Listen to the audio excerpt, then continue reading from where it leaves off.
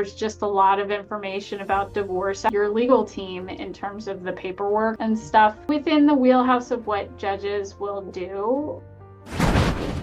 What advice would you give someone currently facing divorce or custody challenges? I would tell you to be careful about, I think this is a great program. This is a great way to get educated. Be careful and conscious about the kind of content that you're consuming on social media and stuff like that. I think that you have to protect your mental health to a certain extent and balance. There's just a lot of information about divorce out there that it's important to talk to real people, talk to lawyers. If you can connect with other people who are going through divorce, that can be a really helpful outlet. I think people feel alone in the process and maybe embarrassed or ashamed, but they just don't see how many other people are going through the same thing at the same exact time. I'd also say be as organized as possible when your lawyer emails you. If they need information, you can save yourself money by being organized as much as you possibly can, and ask your lawyer questions. If you don't understand why they're giving you the advice they're giving you, say, I want to talk about this more. I want to understand it more. You're the client, you're entitled to that. Sometimes it's hard to advocate for yourself like that, but if you're stressed and can't make a good decision because you don't understand it, it's okay to say an additional conversation. I need to understand this better. It's your life, not the lawyer's life. Thank you so much. That's quite important. Just like you said, as a client, if you can organize your file bundle chronologically, it saves you lots of money as well. Yes, absolutely. So you don't want to pay for a paralegal or another staff person to organize your papers. If you can help it as much as you can do to stay on top of things and be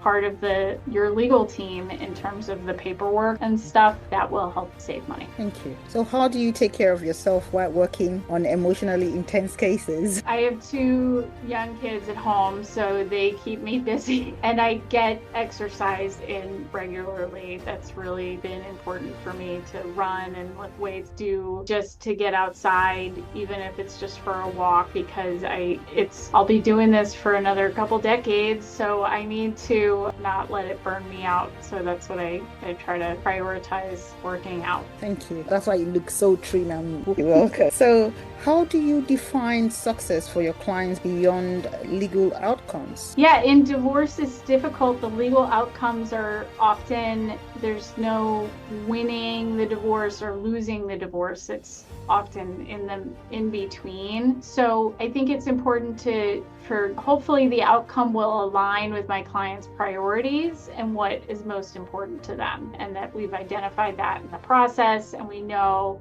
maybe it's the kids or maybe an aspect of the parenting plan that is really the most important thing. And so hopefully the success is getting them the best outcome that we can within the wheelhouse of what judges will do or what a judge would do. So you're always negotiating in the framework of, if we go to court, these are the different outcomes that we might have. So let's talk about what you'd live with or what would be a resolution you would be happy with while we're at the negotiation table. Okay. Thank you. I'm going to revert back to the junior attorneys. What lessons do you hope the next generation of family lawyers carry forward, especially the ones you're mentoring at the moment? Yeah, it will be interesting to see how family law evolves in the future. I don't think that AI is going to take our jobs. We will certainly incorporate AI more into our practice as different tools get developed. But at the end of the day, very human, very personal practice, and it really is the process of getting people to resolution that I think that will always be necessary and needed, because it's one thing for people to say 50-50, we'll divide everything 50-50. It's a very different thing to get to the other side of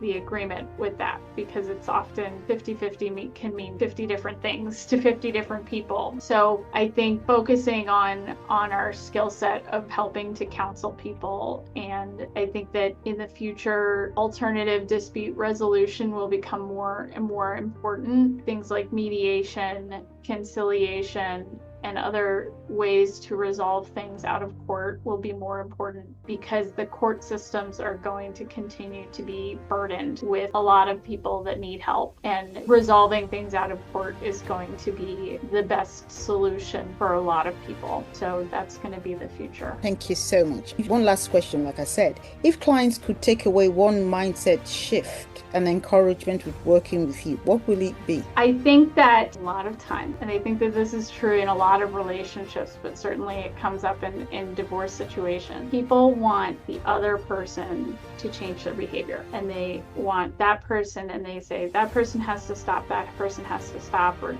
do something different, or they never did this, or they always did this. You have control over your side of the street, what you can control, and oftentimes you can yell until you're blue in the face, but you can't get the other person to do what you want them to do. So focus on what you can control, and don't give away your power to the other person trying to change them. In this new chapter, when you're separating, it's a great opportunity to shift your mindset and back to yourself and to what you have power over. Thank you so much. So what stands out from today's conversation is that family law isn't just about ending. It's about rebuilding with intention, whether through litigation, mediation, or proactive planning. Clarity and empowerment makes all the difference. If today's show resonated with you, know this: you are not powerless, and you don't have to navigate these decisions alone. Knowledge, preparation, and support can change